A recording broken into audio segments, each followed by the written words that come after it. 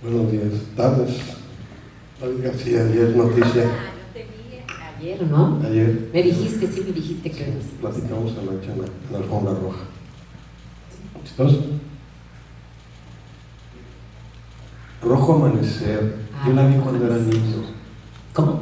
Cuando era niño vi Rojo Amanecer y fue una película que me marcó, Sí. que me marcó mucho, y me puse a investigar qué es Rojo Amanecer y cómo se dieron los hechos de Rojo Amanecer cuando, bueno, hace años, no sé cómo era el cine hace años, pero la Secretaría de Gobernación la prohibió, no les permitía que la grabaran. ¿Cómo se dio? ¿Estuvo miedo? Mira, se acaba de morir Javier Robles, que también es eso de que nunca nos damos cuenta la gente que tenemos, que fue primordial para la carrera de Felipe Casals.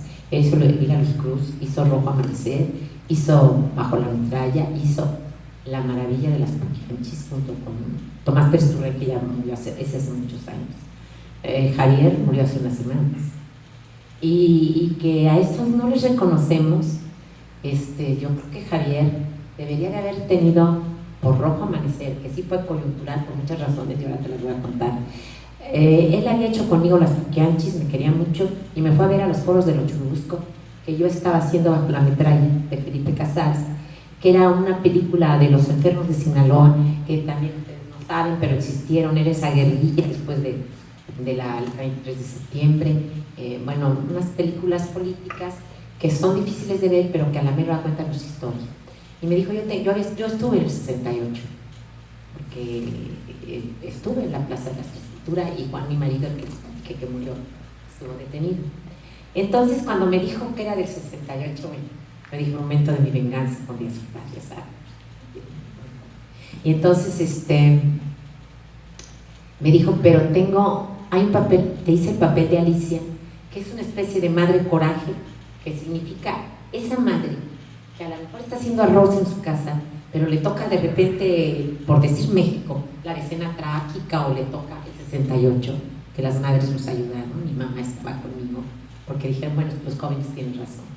Cuando la familia, y sobre todo la madre, que es la que cuida a los hijos, la que cuida a los heridos, la que cuida a los muertos, como dicen, a los enfermos, la que entierra, la que todo, y me da el personaje, y me dijo, nada más que si no lo dirige Jorge Fons, y Jorge Fons es maravilloso, pues es el que hizo una de las películas más reconocidas en el mundo, que es El Callejón de los Milagros, mexicana, sacada de un premio Nobel hindú, que es Mahfouz, pero que además la adaptó Leñero, Vicente Leñero.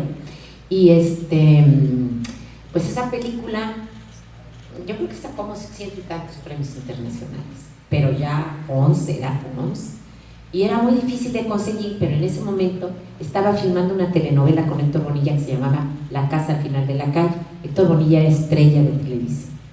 Y él la produce, ¿no? vas a ver, le hablo a Héctor, él no había papel, porque Héctor era una estrella, y el personaje, pues es la mamá, ¿no? Es Alicia, y el abuelo, porque así estaba hecho. Y entonces le dije, yo te lo consigo, porque era mi amigo Héctor, es muy mi amigo hasta la fecha, lo estimo mucho. Creo que también es otra gente invaluable en la historia del teatro y en la historia de la cultura de este país. Y entonces, le digo, oye, Héctor, tú estás trabajando con Jorge, dile que tengo un guión, que ya sabíamos que estaba prohibido hablar del 68, estaba prohibido tocar la bandera, estaba prohibido el himno nacional, el ejército, la Virgen de Guadalupe, bueno, todo. Entonces, vamos a hacer, dile a Jorge Fons que si la dirige, la vamos a hacer. No importa, yo no cobro, la vamos a hacer. Y entonces, Héctor Bonilla lo leyó, me dijo, no, yo quiero trabajar, la película es para qué voy a trabajar, yo tampoco cobro, es más, si yo con mis ahorros, que él tenía más, porque ya ves que de televisión, pago la película. Y entonces ya llamó a toda su tropa, que eran los Bichir, que hoy de mi Bichir pues ya se sacó un Oscar, ¿no? Era Bruno, era Palomo, que se murió desgraciadamente muy joven, pero ya era, ¿cómo te diré? Ya eran los que iban a ser los mejores actores jóvenes después, ¿no? Bruno, Demián. Y entonces, pues sí empezamos con sus ahorros, pero el cine es carísimo. Y hubo un momento, ya casi por terminar la película, que él me dijo, fíjate que me quedan 5,000 pesos, y le dije, ni para Claus, y había que pagar la nómina, ¿no? Porque la hicimos escondida, la hicimos en un lugar que se hacían comerciales, por lo tanto tiene un mal sonido, porque había una reverberancia, porque los comerciales todos se doblan, ¿no? Y ya cuando yo empecé el cine, ya se había acabado eso del cine doblado, que ya era anticuado, ¿no? Ese cine francés que hace maravilloso, que el sonido no es doblado. Mi hijo es sonidista y sé perfectamente que hacen un sonido maravilloso. Y ya le tocó el cine que era sin doblado, ¿no? Entonces, dijimos, pues como sea la vamos a hacer. Y Héctor Bonilla entró con esto, pero luego, cuando se le acabó el dinero, llegó que se quedó, Trujillo, que era un productor de películas mexicanas así muy comerciales. Yo llevé a mucha gente a que le metiera dinero a la película cuando estábamos terminándola, que viera que hicimos la casa, el departamento con las mismas dimensiones, que dirigía Jorge Pons, tener a Jorge Pons, a un Felipe Casals, esas gentes, a un Hermosillo dirigiendo una película, pues ya era garantía, pero nadie se arriesgaba por el tema. Decían, no, nunca van a dejar que pase. Efectivamente, pero hizo Héctor Bonilla, hizo una cosa muy inteligente. Entonces el cine estaba en latas, se hace 35 milímetros, sacó las latas y las mandó a España. Y en España se sacó ya el premio del público. Y habíamos tenido ya una experiencia con una película argentina que se llama La Historia Oficial, que se sacó hasta el Oscar y no la habían pasado en Argentina, que es sobre las locas de mayo y todo eso que ocurría, donde ustedes tal vez con sus padres o sus abuelos sabrán la historia que tuvo Argentina, muy parecida a la de México, con la Liga 23 de septiembre y con el gobierno de Díaz Ordaz, que fue tan agresivo hacia los jóvenes. Y entonces la hicimos, entró a pagar las últimas 2 semanas y se quedó con todo, casi le quitó todo a Bonilla, pero realmente el héroe de que se haga. Pero luego, pues dijeron, no está muy bien, el guión era de este señor, Javier Robles, que se acaba de morir, y entonces dijeron, pero vamos a pues la bella gobernación. Entonces el cine, fíjense qué contradicción, en lugar de estar en cultura o en educación, o en cultura y educación, estaba en gobernación, para ver qué van a decir estos cuates, ¿no? Y entonces le cortaron 3 cosas y dijeron que no se pasara la película, Salinas de Gortari. Pero entonces yo tenía un amigo, por lo que se entiende, María de mi corazón está escrita para mí, y que yo les digo que no se la pierdan, y entonces le dije, oye Gabo, pues dile a este señor, y fueron a un desayuno, y le dijo a Salinas de Gortari, como cuate de Salinas de Gortari, que es el cuate de todos, le dijo, mira, te va a pasar lo que la Historia Oficial, la van a premiar, como sucedió, y luego no las pasaba en México. Entonces pidió 3 cambios. Eran muy difíciles por la forma tan recta que tenían esos directores de no cortarle nada a sus películas. Los cambios se quedaron, que se metía el niño, decía, oye, y entonces en el ejército estos señores les dicen que todo por orden matan, y el final, que se quedaba un soldado que ponía el pie en una tanqueta mientras estaban los muertos de Tlatelolco. Yo estuve ahí, no me lo contó nadie. Entonces, le hicieron pequeños cortes que se aceptó, pero creo que ahora ya no la pasan ni con esos cortes, y abrió para la censura en México, nada de que no te puedes meter con el himno ni la bandera, ni puedes contar la historia de tu país, pues el cine y luego ¿para qué es?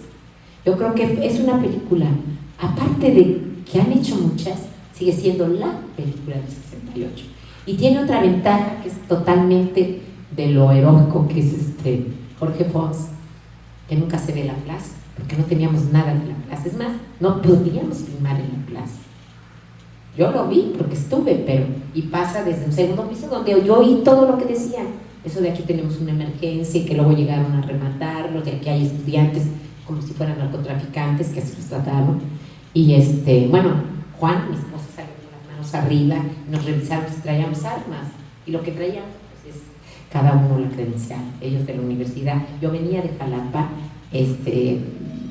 me dieron un tiempo, mi hermana estaba en Filosofía y Letras de la universidad, entonces me dijo, vente a uno de los mítines, porque también estaba en Jalapa, estaba estando en todo México. El movimiento estudiantil estuvo en todo el mundo, pero donde dejó muertos fue en México, porque así como empezó en Francia, En Francia hubo 2 muertos y aquí hubo, nunca sabremos la cantidad. Pero sí, la matanza del 2 de octubre, la película de la matanza del 2 de octubre es Rojo Amanecer. Y se hizo pues con tan poco dinero y además escondidas, sacamos el negativo y ya pues Salinas de Gortari se vio en la necesidad de decir, no, si yo qué iba a pasar, ¿quién dijo que no?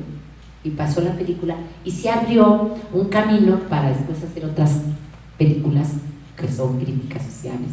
Marca un antes y un después de lo que es el cine mexicano. Rojo Amanecer, sí, independientemente de la calidad y de que esté dirigida por un genio que es Jorge Pons, independientemente de eso, abrió la censura.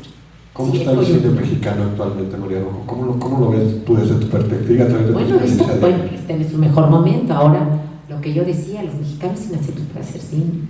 Tenemos muchas historias que contar y además se nos da muy bien. Así como a veces pienso que no se nos da tanto el fútbol, no sé de fútbol, pero digo, lo quieren tanto y nunca ganamos nada.